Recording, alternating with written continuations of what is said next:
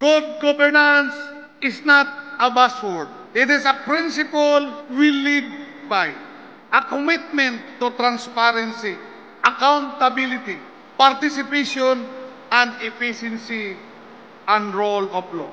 Tol misa-misno, to every barangay, municipal, city, and provincial leaders, to our countless supporters and service providers, daghang salamat sa inyong pagsali o pagmahal.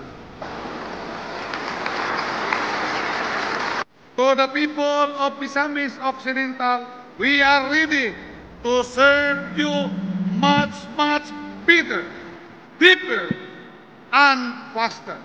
We will continue and further strengthen our flagship programs in agriculture, health, education, tourism, and public safety.